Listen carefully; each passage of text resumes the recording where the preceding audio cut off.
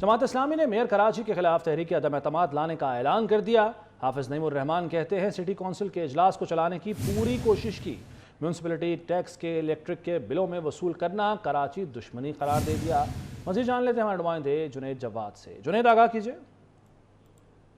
جی بالکل، امیر جماعت اسلامی کراچی حافظ نعیم الرحمان جو کہ کونسل کے ممبر بھی ہیں وزیر اعظم کراچی میں، ان کی جانب سے واضح طور پر میئر کراچی بیرسٹر مرتضی وہاب کے خلاف عدم اعتماد لانے کا اعلان کر دیا گیا ہے۔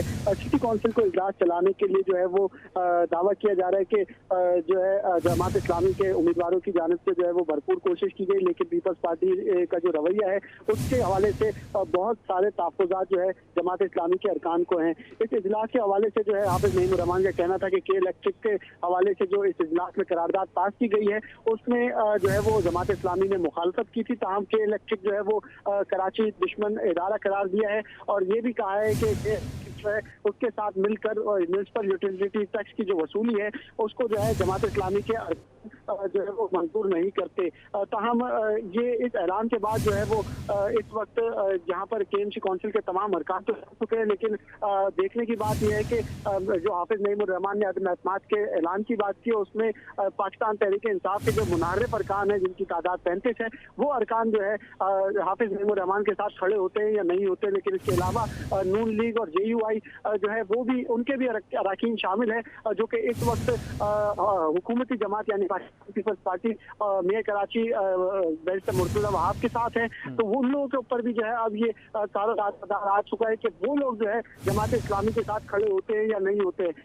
جماعت اسلامی کے جو امیر ہیں نعیم الرحمان سے یہ کہا گیا کہ یہ تمام جو جے یو آئی ہے، نون لیگ ہے، یہ کیونکہ اس وقت جو ہے وہ وفاق میں جو ہے وہ پاکستان پیپلز پارٹی کے اگینسٹ ہیں، تو ان کے جو رہنما ہیں ان سے بھی بات چیت کی جائے گی تاکہ وہ لوگ بھی جو ہے کے ایم سی کی کونسل کے اندر جماعت اسلامی کو سپورٹ کریں اور آئندہ آنے والے وقتوں میں جماعت اسلامی جو ہے وہ اپنا عدم اعتماد کی تحریک لائے گی تو اس کو کامیاب بنانے میں ان کا ساتھ دیں۔ اور یہ جو میئر ہیں اس وقت بیرسٹر مرتضی وہاب، ان کو جو ہے وہ ڈی سیٹ کروا کے جماعت اسلامی کا جو ہے میئر بنائیں۔ اس حوالے سے جو ہے اب رابطے بھی تیز کر دیے گئے ہیں، تاہم یہ بھی انکشاف کیا جا رہا ہے کہ پاکستان پیپلز پارٹی کے جو کچھ ارکان ہیں، یہ انکشاف جنید مقاتی جو کہ پارلیمانی لیڈر ہیں جماعت اسلامی کے، انہوں نے کیا ہے کہ پاکستان پیپلز پارٹی کے اپنے بھی کچھ جو ارکان ہیں وہ تحریک انصاف وہ ان کے ساتھ جماعت اسلامی کے ساتھ رابطے میں ہیں اور وہ میئر کراچی کے ساتھ جو ہے وہ خوش نہیں ہے کیونکہ میئر کراچی ان کی یوسیز میں ان کے ساتھ مل کر جو ہے وہ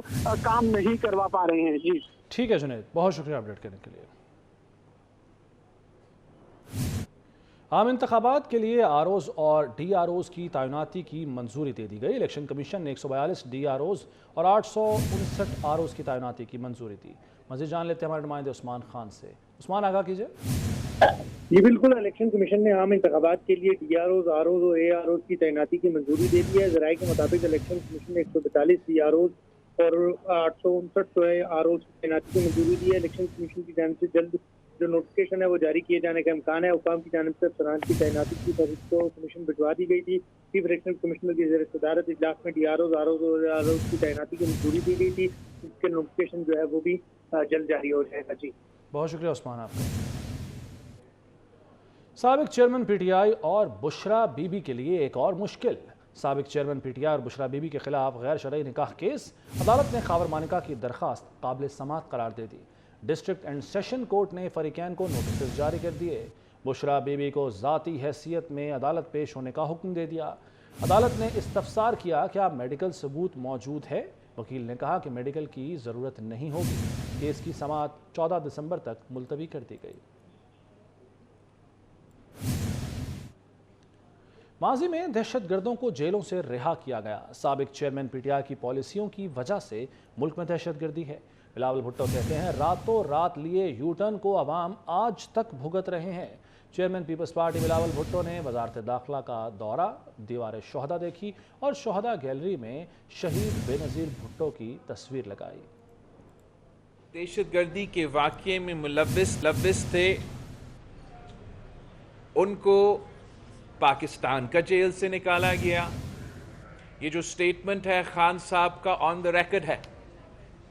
جب ہم حکومت میں تھے، خان صاحب اپوزیشن میں تھا، تو ہی ہیز پبلکلی ایکسیپٹڈ کہ یہ جو لوگ تھے افغانستان سے ان کو ادھر پاکستان میں ایک بار پھر مسلط کرنا تھا، اور اس اسٹریٹجی کے نتیجے میں، اس فیصلے کے نتیجے میں پاکستان آج ایک بار پھر دہشت گردی اور جگہ جگہ اب نظر آ رہا ہے۔ ہم سمجھتے ہیں کہ جو یہ پورا سلسلہ تھا اس کو انویسٹیگیٹ کرنا چاہیے، جو ان میں اس فیصلے میں ملوث تھے ان سے پوچھنا چاہیے کہ ان کے ارادے کیا تھا، اور انشور کرنا چاہیے کہ ایک بار پھر ایسے کوئی فیصلہ نہ لیا جائے۔ پاکستان کے شہید ہیں جو دہشت گردی کا شکار ہوئے ہیں، ہمارے جو سیاستدان رہے ہیں، ہمارے جو پولیس رہے ہیں، ہمارے جو لائرز رہے ہیں، ہمارے جو ججز رہے ہیں، ہمارا جو فوج کے سپاہی رہے ہیں، سب کے سب دہشت گردی کا مقابلہ کرتے ہوئے اپنے شہادتیں بھی قبول کی، اور اس جدوجہد کے نتیجے میں پاکستان میں امن قائم ہوا۔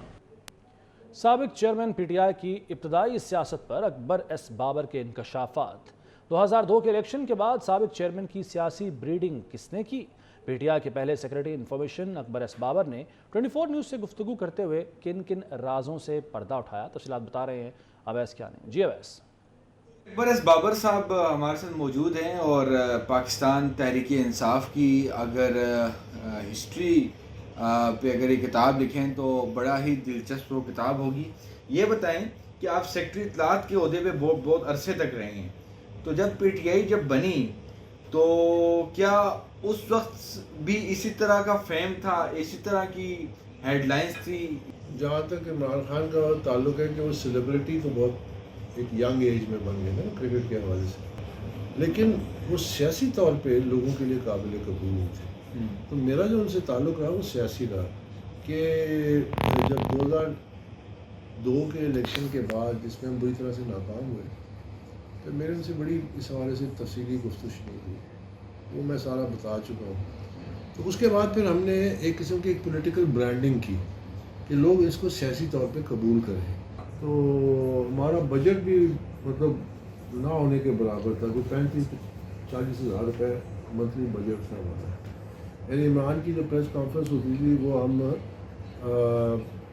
سموسے اور جلیبیاں جیبوں سے پیسے ڈال کے صحافیوں کے، بالکل اس میں کوئی شک نہیں ہے۔ اگر کبھی ہماری اتنی سی بھی خبر یا بیک پیج پر لگ جاتی تھی تو اگلے دن ہم جشن منا رہے ہوتے تھے۔ تو الوی نے ایک فیکس کیا، اچھا، وہ عمران نے مجھے دیا کہ اکبر یہ پڑھ لو، اس پہ کوئی پریس ریلیز بنتی تو طے یہ ہوا کہ ایک جرمن موشن اسمبلی میں موو کریں گے۔ یہ اس کی پوری پولیٹیکل برانڈنگ کی نا، وہ کھلاڑی کے طور پہ تو مشہور تھا، شوکت خانے کے مشہور تھا، لیکن لوگ سیاسی طور پہ اس کو ایکسیپٹ کرتے۔ یہ وہ زمانہ تھا جب عمران کو کوئی اسپورٹس گڈ کی کوئی دکان کی اوپننگ کی آفر ہوتی تھی تو چلا جاتا تھا۔ اچھا، لاہور میں چھوٹی سی دکان تھی منی مارکیٹ میں، اس کی اوپننگ سے وہ چلے جاتے تھے کہ اس میں کچھ تو کوریج ملے۔ تو بڑا وقت ایک ہے، لیکن ظاہر ہے وقت کی بات ہے، وقت کی بات۔ Thank you sir, thank you very much sir. تو اکبر ایس بابر نے اویس کے ساتھ بات کرتے ہوئے، اویس کیانی کے ساتھ بات کرتے ہوئے بتایا کہ کس طرح سے برانڈنگ کی گئی سابق چیئرمین پی ٹی آئی کی، اور کوئی نہیں جانتا تھا، کوئی نہیں مانتا تھا سیاست میں سابق چیئرمین پی ٹی آئی کو۔ تو اس وقت سابق وزیر اعظم نواز شریف خطاب کر رہے ہیں۔ السلام علیکم۔ بہت دنوں بعد دوبارہ مل رہے ہیں ہم، بڑا اچھا لگ رہا ہے جی کہ پرانی یادیں تازہ ہو رہی ہیں، اور کافی عرصہ بیچ میں ایک گیپ آ گیا، وہ ہم نہ مل سکے، نہ کوئی بات ہو سکی، نہ کوئی رابطہ رہا۔ تو بہرحال جنہوں نے رابطہ توڑوایا ان کا بھی شکریہ کہ انہوں نے جو ہے وہ نہ جانے ایسا کیوں کام کیا، لیکن ملک بہت پیچھے چلا گیا۔ اللہ تعالیٰ اس ملک کی حفاظت فرمائے اور ملک خوشحال ہو، عوام یہاں کے خوشحال ہوں. دنیا بہت آگے چلی گئی ہے، ہم بہت پیچھے رہ گئے ہیں. اس کا احساس اور ادراک ہم سب کو ہونا چاہیے، اور ہمیں اس بات کا بھی ضرور افسوس کرنا چاہیے کہ ہم کیوں دنیا کے پسترین ممالک میں اس وقت شامل ہیں. ہمارا مقام تو بہت آگے تھا. 1947 میں جب یہ ملک بنا تو بڑی امیدوں سے بنا تھا یہ ملک، کہ یہ ملک بہت ترقی کرے گا اور ایک منفرد مقام حاصل کرے گا دنیا کے نقشے میں. لیکن وہ منفرد مقام تو ہم حاصل نہیں کر پائے، لیکن پیچھے بہت چلے گئے. اس وقت ہم 47 میں بہت آگے تھے، دنیا میں بہت آگے تھے. اور میں اس سے پہلے بھی ایک میٹنگ میں یہ کہہ چکا ہوں کہ میں اس زمانے میں 1967 کی بات کر رہا ہوں کہ جب مجھے میرے والد صاحب نے غیر ملکی دوروں پہ بھجوایا اور ہماری انڈسٹری جو ہے وہ ڈیزل انجنز ایکسپورٹ کرتی تھی مختلف مڈل ایسٹ کے ممالک میں. اور مجھے صرف ان امپورٹر سے ملنے کے لیے بھجوایا جو ہمارا جو انجنز امپورٹ کرتے تھے. تو انہوں نے بڑی خاطر تواضع کی. تو مجھے موقع ملا کہ میں اپنے ملک کو اپنے ملک کا مقابلہ کروں ان ملکوں کے ساتھ. تو میں آپ کو بتانا چاہتا ہوں کہ ہمارے ایئرپورٹ اس زمانے میں بہت اچھے تھے، ہماری سڑکیں ان کے مقابلے میں اچھی تھیں، بہت اچھی تو نہیں تھی لیکن اچھی تھیں، ان سے بہتر تھیں. اور ہمارے ملک کے اندر ایک انڈسٹریل بیس تھا، ایگریکلچر بیس تھا ہمارا. تو لوگ خوشحال تھے اور لوگوں میں کام کرنے کا ایک بہت جوش و جذبہ تھا. تو وہاں پہ آپ اندازہ کر سکتے ہیں کہ جو ملک جہاں ہم انجن ایکسپورٹ کرتے تھے وہ آج ہم سے کہیں آگے، وہ شاید ہمیں بہت ساری چیزیں ایکسپورٹ کرتے ہیں اور ہم دیکھتے دیکھتے بہت پیچھے رہ گئے.